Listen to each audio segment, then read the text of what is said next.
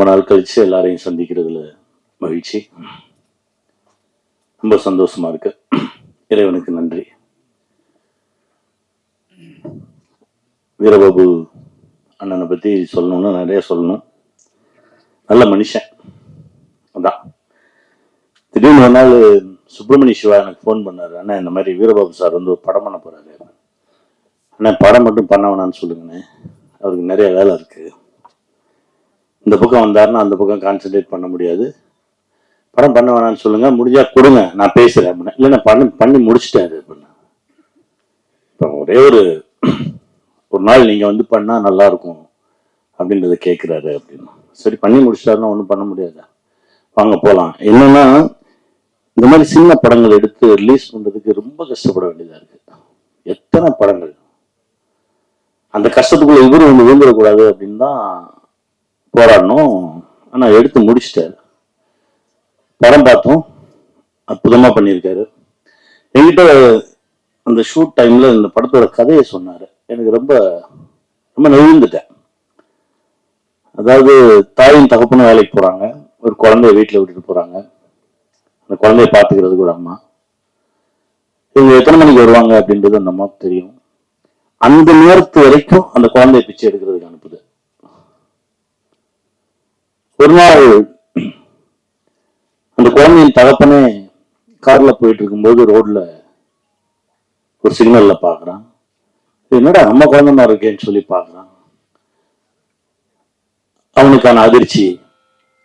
ஏன்னா நம்ம எல்லாருமே கால ஓட்டத்துல வேலை வேலை வேலை வேலை ஏதாவது செய்வோம், அது சம்பாதிப்போம் அதை சம்பாதிப்போம் ஓடிக்கிட்டே இருக்கும். ஆனா வீட்டுக்குள்ள வேற ஒன்று நடந்துகிட்டே இருக்குன்னு இப்படி இந்த பிச்சை எடுக்கக்கூடிய குழந்தைகள் நம்ம நண்பர்களோட குழந்தைகளாகவும் இருக்கலாம், நம்ம குழந்தைகளாகவும் இருக்கலாம் அப்படின்னாரு.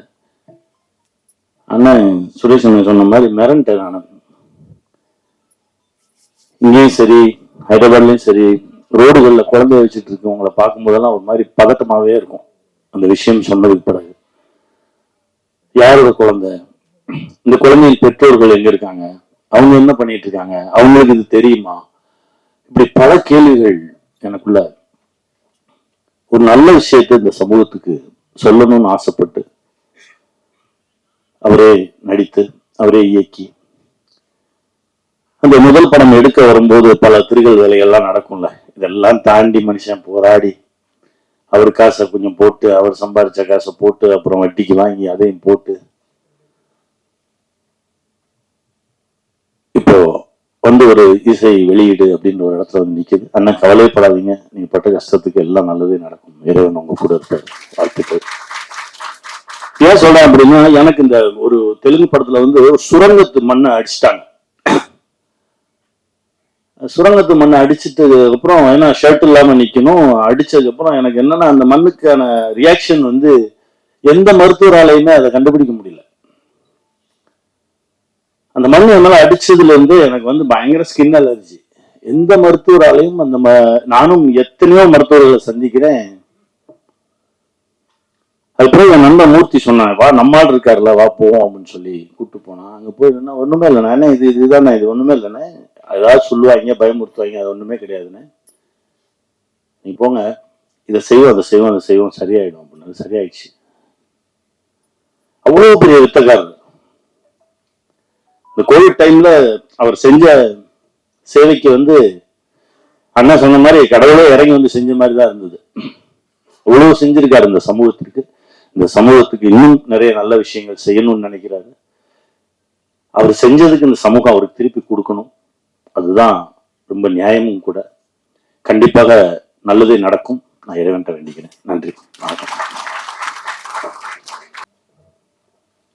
இப்படிப்பட்ட நிகழ்வுகள் அரங்கேறது எதுக்காகனா, படம் வந்து மக்களுக்கு தெரியணும். தெரியறது மாத்திரமில்லை, இந்த படம் வந்து எல்லாரும் பார்க்கணும். அதுக்காகத்தான். ஆனால் எல்லா படத்துக்குமே இப்படிப்பட்ட நிகழ்வுகள் நடக்குது. எல்லா படத்தையும் மக்கள் பார்க்கறது இல்லை, கொண்டாடுறது இல்லை.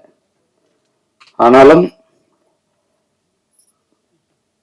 வீரபாபு போன்ற ஒரு மனிதர், மாமனிதர், அவர் இந்த திரைத்துறைக்குள்ள வரணுமா அப்படிங்கிற நினைச்சல நான் ஒரு ஆள். காரணம், அவரை போன்ற ஆளுமைகள், ஒரு வல்லுனர் எந்த பல்கலைக்கழகத்தாலும் உருவாக்க முடியாதவர்கள், எந்த கல்வி திட்டத்தாலும் உருவாக்க முடியாதவர்கள். ஒவ்வொரு ஆண்டும் தமிழகத்தில் ஆயிரக்கணக்கான தமிழ் மரபு மருத்துவம், சித்த மருத்துவ மாணவர்கள், மருத்துவர்கள் தேர்ச்சி பெற்று வருகிறார்கள். அவர்களுக்கு இடையில் இந்த தமிழ் மொழி குறித்தும், நம்முடைய இனம், மண் குறித்தும், குறிப்பாக இந்த தமிழருடைய அரசியல் குறித்தும் ஒரு தீர்க்கமான பார்வை கொண்ட ஒரு சிறந்த மனிதராக நான் அவரை அறியப்பட்டதால் தான் இந்த மேடைக்கு நான் வந்திருக்கிறேன். வீரபாபு இந்த கதையை என்கிட்ட சொன்னார் ஒரு நாள் காரில் பயணத்தின் போது. எதுக்கு இதை சொல்றாருன்னு எனக்கு தோணுச்சு. பிறகு நான் இப்படி ஒரு படத்தை எடுக்கணும் அப்படின்னு சொன்னார். எனக்கு அங்கேயே இறங்கி வந்துடலாமான்னு தோணுச்சு எனக்கு. ஏன்னா அவர் எப்படி காப்பாத்துறது எனக்கு தெரியல.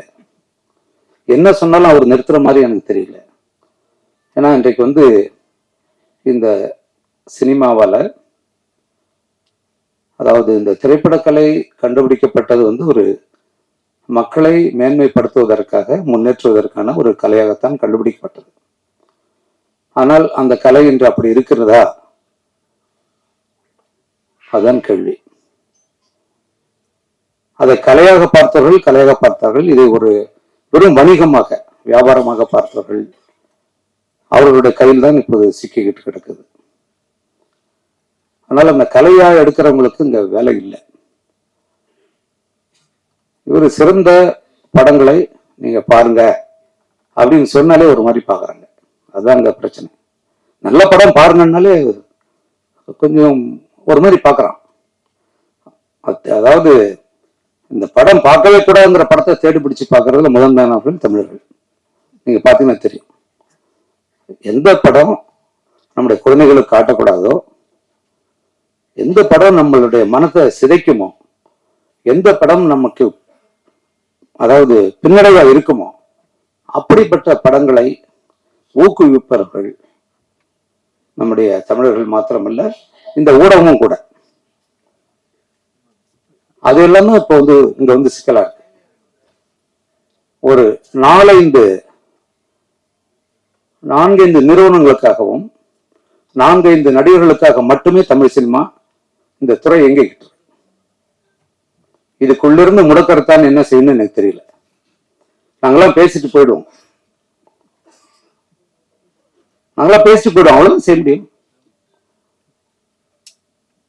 இந்த படத்துல இந்த நொடி இந்த ஒரு நிகழ்வுக்கு எவ்வளவு பணம் செலவாயிருக்கும், அந்த பணத்தை அவர் எப்படி ஈட்டிருப்பார்? ஒரு தமிழ் மரபு மருத்துவத்தின் மூலமாக ஒரு சித்த மருத்துவர் எப்படி அந்த ஊதியத்தை பெற்றிருக்க முடியும்? அப்போ திரைப்படத்துக்கு எவ்வளவு செலவாயிருக்கும்? அவர் இந்த சமூகத்துக்காக என்னெல்லாம் செய்திருக்கார்? அதான் சமூகத்துக்கு சொன்னார். இந்த சமூகம் திருப்பி அவருக்கு என்ன செய்ய போகுது? அவர் வந்து கெஞ்சல மாட்டார், இந்த படத்தை பாருங்க எப்படியாவது என் காசு வரணும். அவருக்கு அப்படியாப்பட்ட ஒரு ஆளுமை இல்லை அவர்.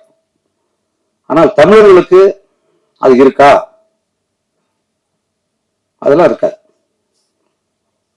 எந்த படத்தை பார்க்கக்கூடாதுன்னு சொல்றோமோ அந்த படத்தை போய் பார்ப்பான். அது எப்படி மோசமா இருக்குன்னு பாக்குறதுக்காக.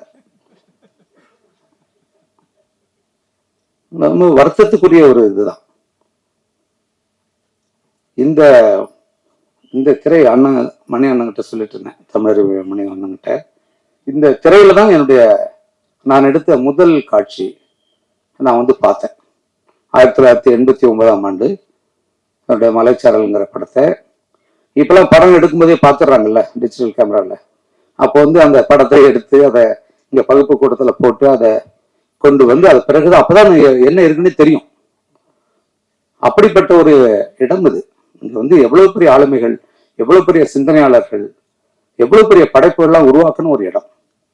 நிச்சயமா சொல்லுவேன், இந்த படம் இந்த மக்களை பற்றி அக்கறை கொள்ளக்கூடிய, இந்த மண்ணை பற்றி அக்கறை கொள்ளக்கூடிய ஒரு படம்.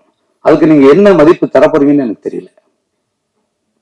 ஏன்னா உங்களுக்கு வேண்டியதெல்லாம் இப்பெல்லாம் நாங்க எல்லாரும் வந்து நீங்க ரசிக்க ஆரம்பிச்சிட்டீங்க. ஒரு கொலையை பார்த்து ரசிக்கிற அளவுக்கு நம்முடைய மக்களை கொண்டு வந்துட்டாங்க. எவன் 50 கொலை எடுக்கிறானோ அவனுக்கு தான் அதிக சம்பளம். யார் நடிக்கிறவனுக்கும் அவனுக்கு அதான் சம்பளம், அதை இயக்கிறவனுக்கும் அவ்வளவுதான் சம்பளம். இது கொலைக்காரர்கள் கத்தி வச்சு கொலை பண்றவங்க மட்டும் இல்ல, அப்படிப்பட்ட காட்சி நடிக்கிறவனும் கொலைகாரன், அந்த படத்தை உருவாக்குறவனும் கொலைகாரன், அதை பார்க்கறவனும் கொலைகாரன். ரொம்ப வருத்தத்துக்குரியதுங்க இது. என்னன்னா சினிமா ஒரு கலை. அது ஒரு சினிமா ஒருத்தனை மாத்திடும், அவன் வாழ்க்கையை புரட்டி போட்டுரும். ஆனா அந்த கலையை வச்சுட்டு நம்ம என்ன செய்யறோம்? ஜெயகாந்தன் சொல்ற மாதிரிதான் நாஞ்சல் நடன் சொல்லுவார், ஒரு வாழை வச்சுக்கிட்டு நம்ம இது தாடி மழிச்சுக்கிட்டு இருக்கோம். அது போயிடக்கூடிய ஒரு வாழ் திரைப்பட கலை. அதை வச்சுக்கிட்டு மயிரை வழிச்சுக்கிட்டு இருக்கோம். நம்ம மிக ஒரு முக்கியமான ஆள் அவர். எனக்கு தெரிஞ்சு வீரபாபு போன்ற ஒரு ஒரு மனிதர், ஒரு மருத்துவர் இந்த தமிழ் மண்ணுக்கு கிடைத்த பெரிய கொடை. மிக முக்கியமானவர். அதுக்கு மேல ஒண்ணும் சொல்றதுக்கே இல்லை. ஒருத்தர் சொல்லுவாரா, நான் இதை செஞ்சிருக்கேன் அதை செஞ்சிருக்கேன், அது யாரும் சொல்லுவான்? ஒரு வியாபாரி சொல்லுவான். அவர் சொல்ல மாட்டார். உயிர் தான் ஒரு மனிதனுக்கு முக்கியம். உயிர் போகுதுன்றப்ப ஓடி எங்க விழறோம்? மருத்துவர்கிட்ட. நான் என்னுடைய பத்திரக்கோட்டை கிராமத்தில் நான் இருக்கிறப்ப, நான் 75ஆம் ஆண்டு நான் சென்னைக்கு வந்தேன். அப்போ பாத்தீங்கன்னா நாங்க இப்ப பண்ருட்டிக்கு போவோம், இல்ல கடலூருக்கு போவோம், இல்ல பாண்டிச்சேரிக்கு போவோம் மருத்துவர்களை பார்க்கணும்னா. இப்ப எங்க ஊர்ல வந்துச்சு எல்லாம். இப்ப தமிழ்நாட்டுல அதிகமா இருக்கிற கடை எதுன்னு நினைக்கிறீங்க? மருந்து கடையும் குடிக்கிற கடையும் தான். ஏன் இவ்வளவு கடை தேவைப்பட்டது? ஏன் அதுக்கு முன்னாடி இல்ல? நம்மளாம் நீட்டுக்காக போராடிக்கிட்டு இருக்கோம், நீட்டை ஒழிக்கணும்னு. மருந்து கடை வேணாம்னு ஒழிக்கணும். நோய் இல்லாம இருக்கிறதுக்கு வழியை பாருங்கடான்னா, நோய் வந்த பிறகு அதை சரி பண்ற டாக்டர் உருவாக்குறதுக்கு போராடிக்கிட்டு இருக்கோம். நம்ம தமிழ் உணவு நம்ம கிட்ட இருக்கிற எல்லாமே இலை, பட்டைகள், என்ன சொல்றது, வேர்கள், அனைத்துமே மருந்து. அதையெல்லாம் நம்ம ஒழிச்சு தள்ளிட்டோம். அயோத்தியாசர் பெறால ஒரு சித்த மருத்துவ ஒரு 700 கோடியில தாம்பரத்துல வந்த பிறகுதான் இது இந்தியாவுக்கு தெரிய வந்தது. அது பிறகுதான் அதுக்கான அங்கீகாரமே வந்துச்சு. ஒரு பெரிய ஆள். எனக்கு அவரை அறிமுகப்படுத்தின சைவத்துறை சைமன்னா நான் மறக்கவே மாட்டேன். அவரு ஒரு முக்கியமான ஒருத்தர். எதுக்காக சொல்ல வரேன்னா, இந்த இடத்துல நிறைய பேர் தமிழ் மக்களுடைய பணத்தை கொடுங்கறதுக்காக மட்டுமே படம் எடுக்க வந்திருப்பாங்க. அவர் வந்திருக்கிறது வேற காரியம். அவர் பெரிய காரியத்தை பண்ணியிருக்கார். அதுல நிறை குறைகள் இருக்கலாம். மருத்துவத்தில் அவர் சிறப்பா செய்ய முடியும். ஆனால் அவர் கையில் இருக்கிற அந்த கருத்தை என் மக்கள்கிட்ட கொண்டு போய் சேர்க்கணுங்கிற ஆதங்கத்துல ஒரு திரைக்கலையை படைச்சிருக்கார். அதனுடைய குறைகளை நம்ம ஏத்துக்கிட்டு அதை எடுத்துக்கணுங்கிறத நான் என்னுடைய மக்கள்கிட்ட வைக்கிற வேண்டுகோளா நான் கருதுறேன். தயவு செஞ்சு இத நீங்க பாருங்க. உலகத்துல எங்கேயுமே ஒரு திரைப்படத்துக்குள்ள வாழ்க்கையை தொலைச்சவர்கள் இல்லவே இல்லை. திரைப்படத்துல கண்டுபிடிக்கப்பட்ட நாடு பிரான்ஸ். நீங்க அங்க போய் பாருங்க, அங்க சினிமா எப்படி பாக்குறாங்க. நான் இப்ப அண்மையில முழு ஐரோப்பிய நாடுகளுக்கும் அமெரிக்காவுக்கும் ஒரு 45 நாட்கள் போயிட்டு வந்தேன். எல்லாரையும் நான் சந்திக்கிறேன், எல்லாரையும் பார்க்கிறேன். ஒரு சினிமாவை வெறும் ஒரு கொள்ளடிக்கிற ஒரு தொழிலா மட்டுமே வச்சுக்கிட்டு மக்கள் என்ன ஆனாலும் பரவாயில்லன்னு சிந்திச்சுட்டே இருக்கிற ஒரு கூட்டங்கள் தான் தமிழ்நாட்டில் தான் இருக்கு. அது பெரிய குற்றம் இல்லையா? அது மிகப்பெரிய குற்றம் இல்லையா? அது குழந்தைகள் அதை பாக்குறாங்க, அதுதான் பெரிய கொடுமை. அது நம்மளாம் எதை பத்தியோ கவலைப்படுறோம். நமக்கு எல்லாருக்கும் குழந்தைகள் வரப்போகுது, நம்ம எல்லாம் பாதுகாப்பா வாழறதா உணர்றோம். நம்மளாம் நடந்து போனா ஒரு எறும்பு மிரிச்சிட்டா எடுத்து விட்டுட்டு போவோம். அப்படிப்பட்ட அந்த மனித மனம் இன்னைக்கு என்னவா இருக்கு? துடிச்சு சாவறான், கையை வெட்டுறான், தலையை வெட்டுறான், அதை வெட்டுறான், கை தட்டுறாங்க. இப்ப அந்த அளவுக்கு ஆக்குறது யார்?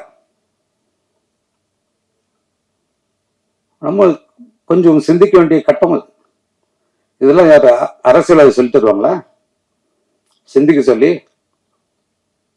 ஒரு படைப்பகம் செய்யும், ஒரு எழுத்து செய்யும், ஒரு திரைக்கலை செய்யும், ஒரு இசை செய்யும், அது ஒரு ஓவியம் செய்யும், ஒரு சிற்பம் செய்யும். கலைகள்னா என்னன்னு நமக்கு தெரியாது, அதான பிரச்சனை.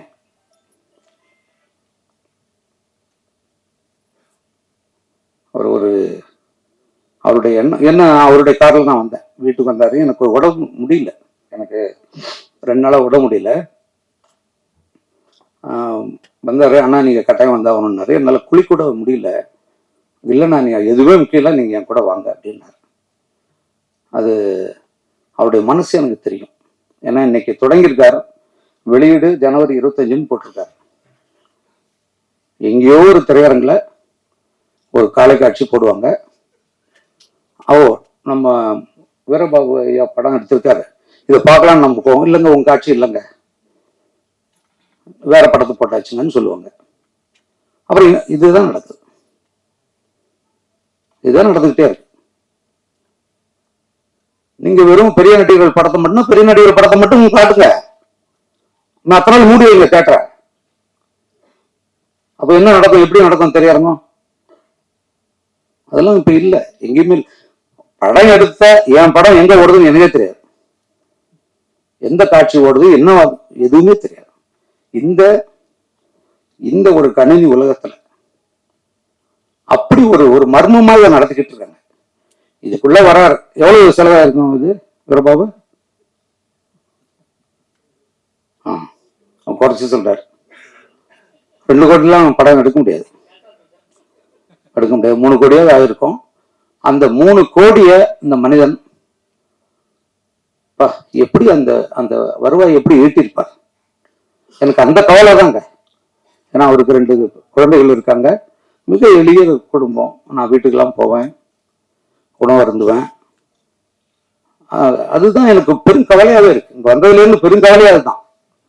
அவருடைய கடமையை அவர் செய்துட்டார், அவருக்கு திருப்பி தர வேண்டியது தமிழருடைய கடமை.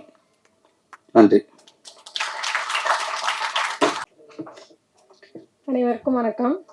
பிரஸ் மீடியா இன்டர்நெட் நண்பர்களுக்கும் இங்கு வருகை தந்திருக்கும் சமுத்திரகனி சார், சுரேஷ் காமாட்சி சார், எங்கள் director Karmegangal Kalaigindrana Thangar Bachan sir, Tamizharuvi Maniyan sir, உங்களுக்கும் அனைத்து நல் உள்ளங்களுக்கும் வணக்கம். முடக்கருத்தான் இந்த படம் ஃபஸ்ட்டு டைம் நான் வந்து வீரபாபு சார் கிட்ட மீட் பண்ணும்போது, டாக்டர் எப்படி படம் எடுக்கிறாங்க எனக்கு ஃபஸ்ட்டு தெரியல. ஸோ அவங்க சொன்ன ஒரு விஷயம் வந்து நல்ல கண்டென்ட், இந்த சமுதாயத்துக்கும் குழந்தைகளுக்கும் ஒரு மெசேஜ் சொன்னாங்க. So socio conscience and child traffic.